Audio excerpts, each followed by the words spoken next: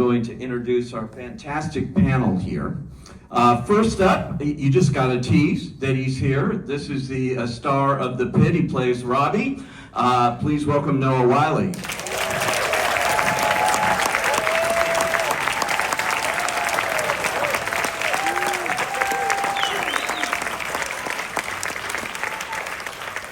And should I say he's nominated for a couple of Emmys?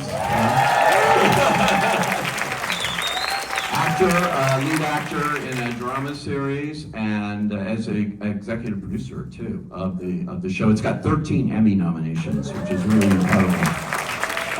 One of those Emmy nominations, supporting actress in a drama series. She is a veteran, has done so much great work over the years. She plays Dana, wow, the charge nurse, and she got punched in season 9, if you saw that. Okay, she's living to tell about it. Here's Katherine LaNasa.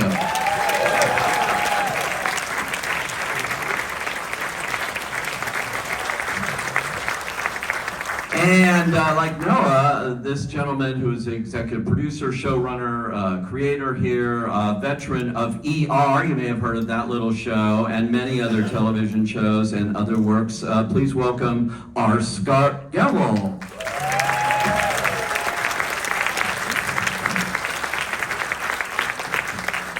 Okay, Bob's coming up. We're going to take a little photo.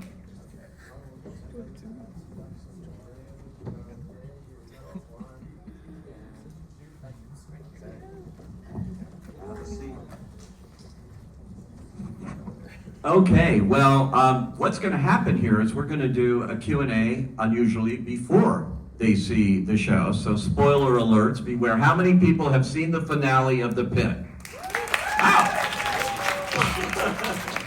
All right, so you sort of know what happens, but for the rest of you, you're in for a real treat as well. It's the whole season is extraordinary. Noah, I have to ask you, let me start with you. Obviously, you played John Carter for all those years. You got 5 Emmy nominations for ER, and so you spent a lot of time in the emergency rooms, let's say that.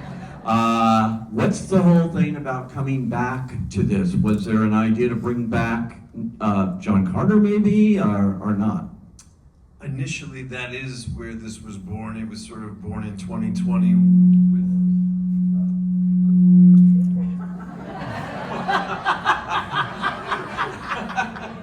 I'm a theremin, I'm a human theremin. It was born in the pandemic with a desire to sort of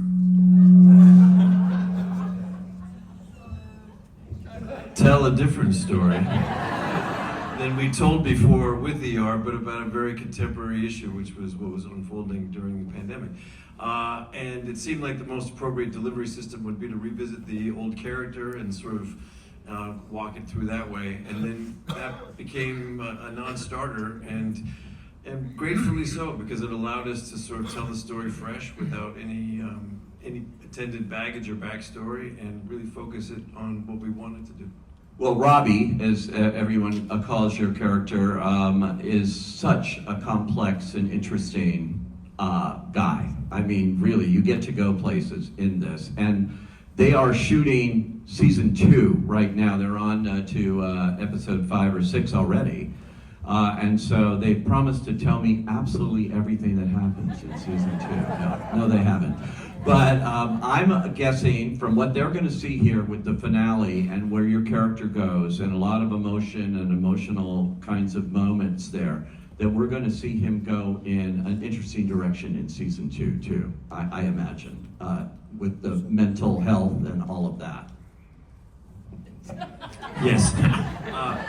But in season 1, the character Robbie is haunted by ghosts that he hasn't quite dealt with, and you're watching him on the day that he's going to drown, and he doesn't know that he's going to drown, and circumstances are going to keep raising the water level until he's out of it.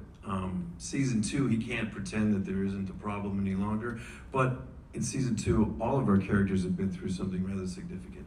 So it's really it becomes more of a generalized storytelling point to make sure we're checking in with the health care of all of our practitioners. Yeah, it's so interesting. Scott, you know, being the creator, the one that's bringing us back, and you worked on ER for so long as well.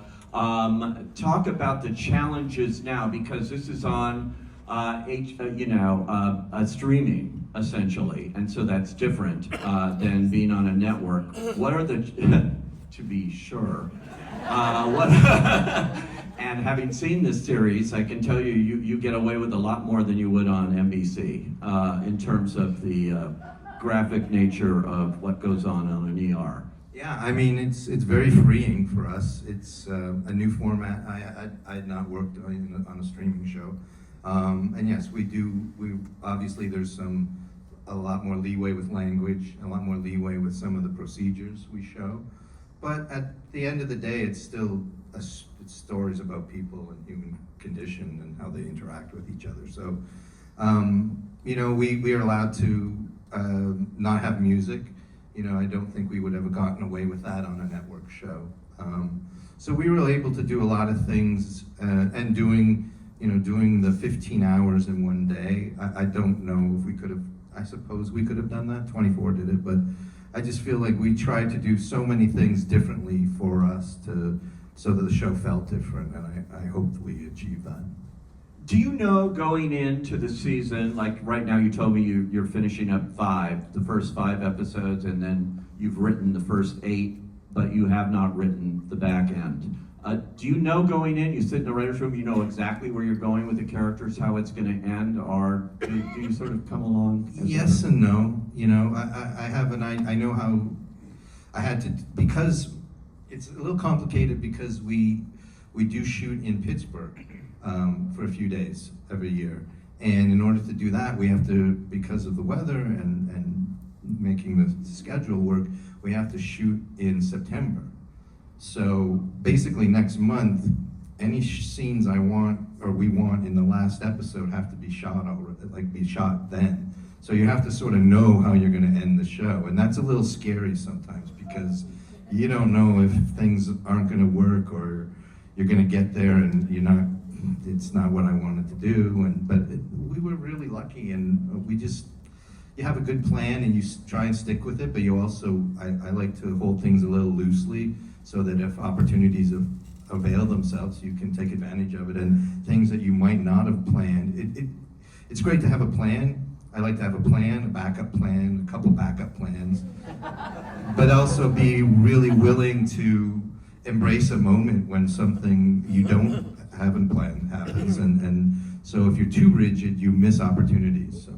Well, I get with the weather what you're talking about, because they don't know this, but the second season is set, the day it's set is the 4th of July. So that could be problematic if...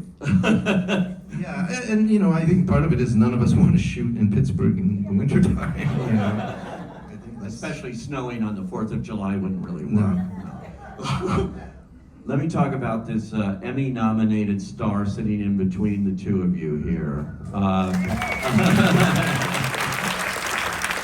So well-deserved, and a long career on the stage and in so many things, and you just nailed this character. She's terrific and has a great accent too. Pittsburgh. Did you really study to have that Pittsburgh accent? Just perfect. I like to say a lot of tears. A lot of tears went into it. I actually got a couple weeks into it, and I just had a meltdown. Like, why am I doing this? Why can't I just be like a regular actress and just do a regular accent? And my acting, like, why do I always have to be so detail-oriented? And I think in part it's because I'm from New Orleans, I'm from the South, and so many people will do a Cajun accent, but they're in Atlanta, or a dead accent that doesn't exist anymore.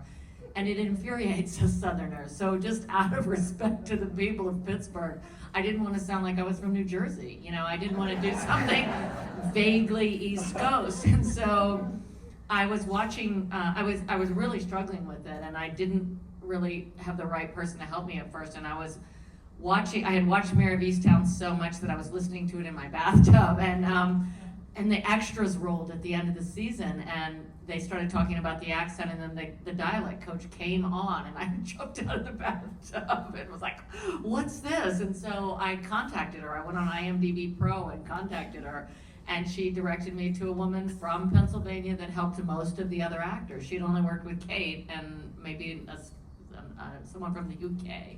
And I worked with Suzanne Solby is her name, and she gave me that accent, and she's just quite equipped, and I just built it, you know, sound by sound until it started to come naturally, but it really didn't. It's very muscular, and my acting coach that I've worked with pretty much on everything for 30 years, Martha Gaiman, said, is there any way that you would go on stage and play this character and not do this accent? And I said, no. And she said, well, then just keep going. So, yeah, I was terrified. I really was terrified for, you know, all of episode 1, you know. I didn't start to feel okay until, you know, a little further in. You should have been terrified with episode 9, is the one I'm talking about. I mentioned... Episode 9 was great! Noah wrote it.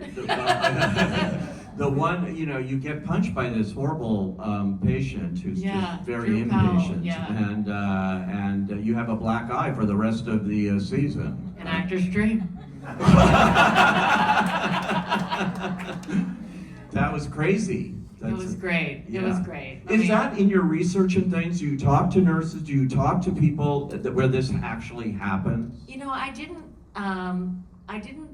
get to talk to them about violence too much, but I did go, I keep talking about Kathy Garvin, who, you know, my character in some ways was loosely based on, and I went to visit her at County, and she said, yeah, that they all get kicked, they all get hit, they all get punched, that's part of it, you know, yeah. As well.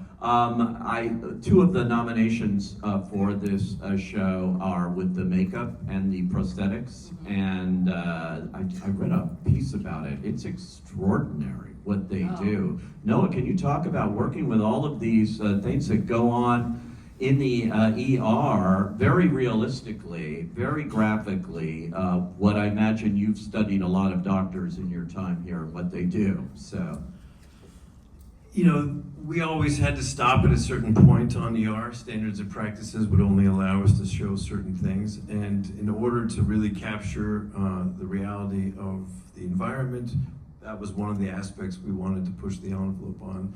And the technicians and the equipment have gotten a lot more sophisticated from the old days, so the photorealism that we're able to employ is really uncanny. And everything from a full chest cavity that has inside of it a heart that beats because there's a puppeteer under the gurney who's beating it, and then lungs that are beating in time that another puppeteer is working with somebody else who's squirting fluids through tubing, all of it working in concert with the actors, all of it resettable so that we could shoot take 2 and take 3. And then, you know, I think the most impressive one of all was the delivery scene that we did last year, where this lovely actress, Anuka, was basically sitting in a chair like I am, but her entire belly was a prosthetic, her legs were a prosthetic, and if you've seen the scene, everything else that you saw was a prosthetic. But as an actor, I've never been able to not act more. Everything I said I was doing during the delivery of that baby, I was actually doing. And the baby that came out was a robot that was squirming because there was a guy with a remote control on the other side of the room. It's so graphically real that the immersion that allows the performers is I've never experienced before. I've never seen it as a viewer, and I am a Class A hypochondriac, so for me to get through the first 2 episodes was a real challenge. I'm glad I did, because this goes way beyond just being a medical show and things. It's a very human show. That's what we see coming through here. Scott lays down the gauntlet early. He shows you a naked man running through the emergency room and a degloved foot. And it's sort of like, would you like to stay? Honey, wake the kids. It's amazing. It's amazing in that way, you know, what this show does in the time that you have to shoot it. The camera work, everything, it's constant movement. It's constant movement through this room. It's a trauma center, and then it's the emergency in the trauma center. So you're getting the worst of the worst and placed in front of you. But mentioning the photography in our DP, Joanna Colejo, and our set, designed by Nina Ruscio, you know, it would have been lovely to have them recognized as well this year along with us. I think their work is really exceptional. And sometimes the most exceptional work, it goes unnoticed because it's so organic. That's certainly true with both of them. Yeah, now that you mention it, yeah, you have 13 nominations, but boy, did they deserve them as well. Well, you got more seasons to come and more opportunities. I hope you're all voters out there applauding us here. Yeah. Oh, good. Talk about the casting, Scott, how you put this incredible cast together. And I know there's some new actors coming into season 2 as well. But... Yeah, casting was, it was a real, it was a lot. Because what we decided we wanted to do as part of also being very, very different was we wanted all new faces. And so that's really kind of challenging, for the young med students and, trying to find actors who are really good but have never worked before or haven't done a lot of work. And so we threw a very wide net, and, some of our actors came from England, from Australia, Atlanta, Chicago, New York. We were all over the place. But what we ended up with was just amazing. I mean, just the greatest cast I've worked with ever, and everyone gelled so fast, and they were so facile, even though a lot of them had very limited experience. But everybody I think partially also because we're always on the same set, and so that becomes your stage, right? That becomes your playground. I want to piggyback on that and say, when we were referring back to the set, for me, the set has been such a big part of it. It's so immersive. My desk is my desk. I feel sort of territorial. If someone comes and sits at my desk, I'm like, why are they at my desk? And it's like, as if it's my desk, but I actually have my candy and my scripts and my glass, all that stuff's in there. Like, that's my desk. So, but I feel that we all wear scrubs, and the way that we shoot is so different than the way that you shoot normal shows. You'll shoot everything in Trauma 1 and then everything in Trauma 2 for the episode. We go in order, and we all kind of, we do the scene, we lay it out, and they come around with the cameras, and then we all just kind of figure out what we're gonna do, and we just stand around and do it. So it sounds weird, but it's the most relaxing show I've ever worked on. You start to just feel like you work there, the clothes are comfortable, and we don't use a lot of invasive lighting, and we don't use any marks. And so it's all just very, very fluid, and I do think it's part of what has led to the naturalism of the actual work of the acting, is the immersive set and the way in which we shoot. And we all work background for each other. That's the other thing. Yes. Is we're all, today you got called early to maybe be seen in the distant background because we were shooting towards where your desk is. That's sort of par for the course. You don't really have days off. You're just going to be seen or not seen. You might have a break in the day to go back to your room for a while, but it's this sort of all in, all day, every day. Fosters that sense of realism, and the testament of the casting isn't so much the talent of the performers, but their ability to get along with each other and take the work seriously, not take themselves seriously, especially in success, and that is extremely rare. That kind of lightning strikes apparently only twice in a lifetime. And Scott, it's very important what he's talking about here too. All the background players are amazing in this.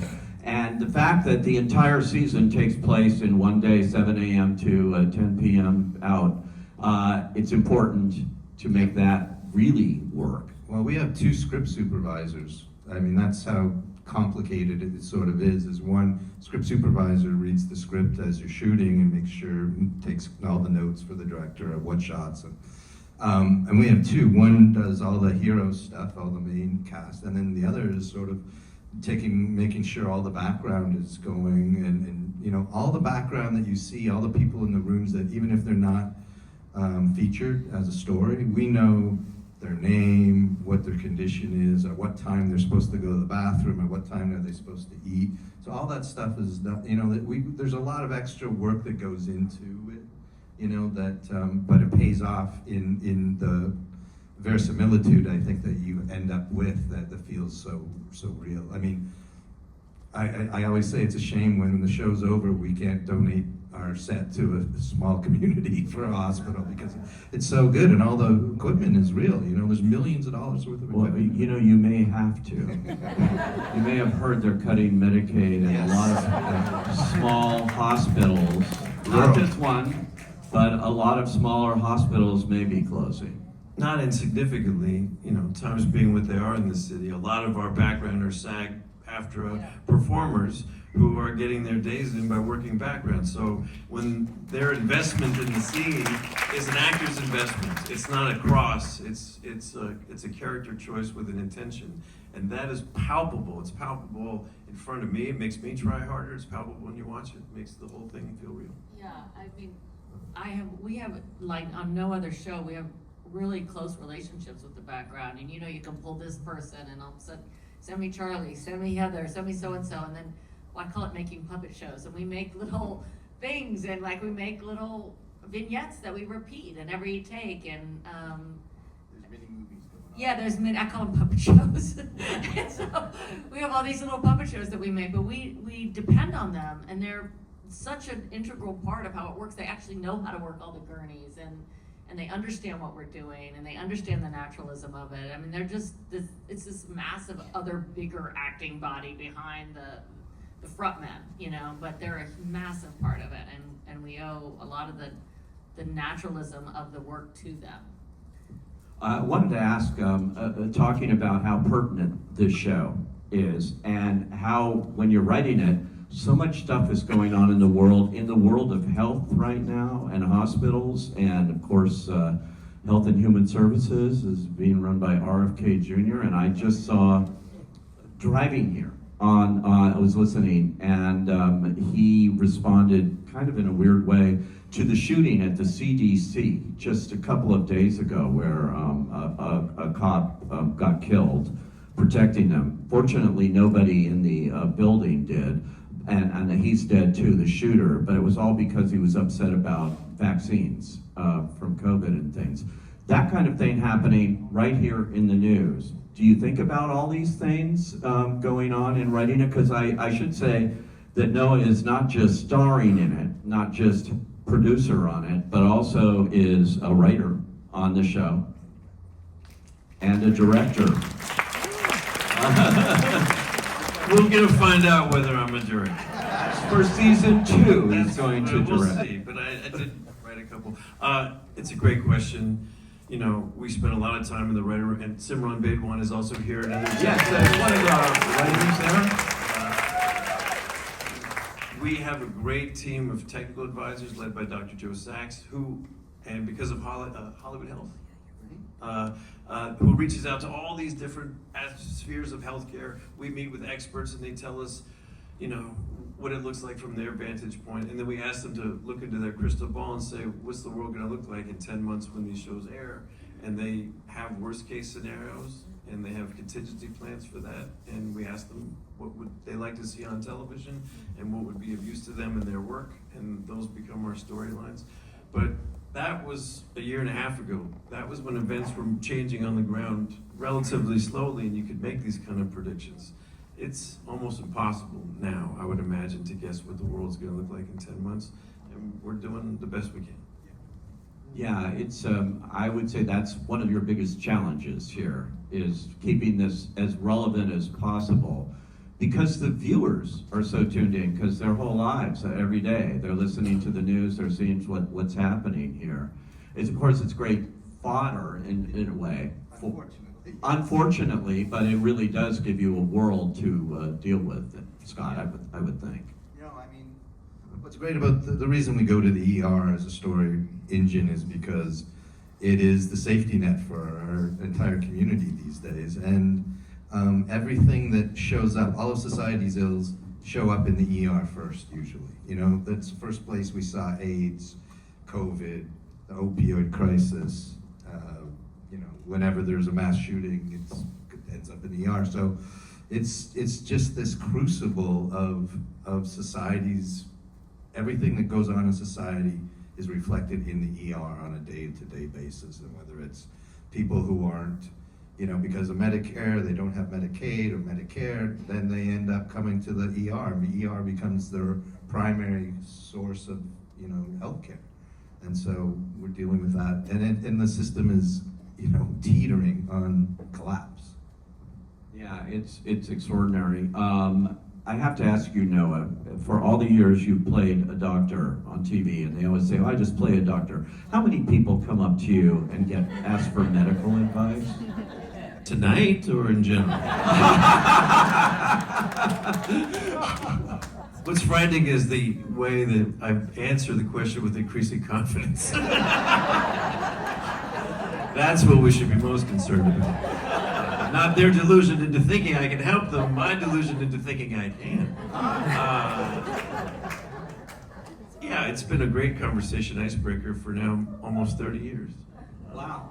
But for 30 years, I've been able to watch changes in healthcare, but more importantly, build relationships with people in that sphere. And I can't say enough how I'm high off a pedestal I hold them on. We should all hold them on.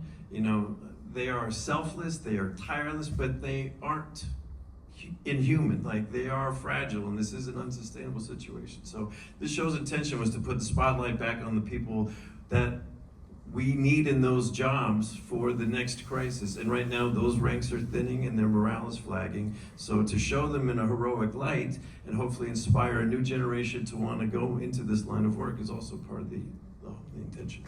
It's amazing. And I know there's something, I just have a few minutes before we do this, but Katherine, I wanted to ask you too, because you are a cancer survivor. Yes. And you've gone through, and so you've gone through this whole medical thing for real, in real life too. How did that inform you on this show? Wow, I was just treated so beautifully at Piedmont in Atlanta when I had cancer. It was really, it really mattered so much. The kindness of the healthcare workers. Some particular people stand out a lot. I was actually pretty brave during all of the cancer. I knew it wasn't gonna kill me, and it was a survivable cancer. I had breast cancer. But I had a bunch of complications after, and I kept going back to the ER and had to stay a few nights there. And the last time that I went back, I really just thought my disease was like a zombie and I wasn't gonna get well. And I had a breakdown in triage, and the nurse there did just the way that she was with me, that she did need to be, the generosity of her person. She took me aside and just like right in my eyes, like, listen to me. She goes, this isn't gonna stay like this forever. My sister-in-law just went through something like this. The first 6 months after cancer are really bumpy, and you're gonna be okay, and do you need an Ativan? I know, exactly. But that, it struck me so much how we are to each other matters. And I think in a way doing the show has softened me as a person, just realizing how much our connection to each other matters. And also you realize doing the show that you really don't know what's going on with people, But I really wanted to honor, the people that treated me with Dana. So it was very, I have to say it was very spiritual to me, that I felt like I was having a hard time getting a job, and then going through the cancer, it was a rough period, and then getting this job was really like, a testament of faith. It was really beautiful, and it has been just one of the best experiences of my life. I feel so grateful. So great. And obviously, Noah, they said at the beginning too, your mother involved out here. My mother. Your mother. That's where it all started. Big MT. Big my mom has been a hero in my life.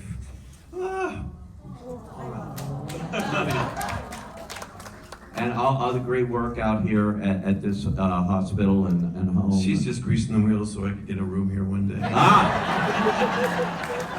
Don't we all want that? Just a little insurance policy. No, my mother's been a nurse for 40 years. She keeps her license up. She just celebrated her 80th birthday recently. Wow.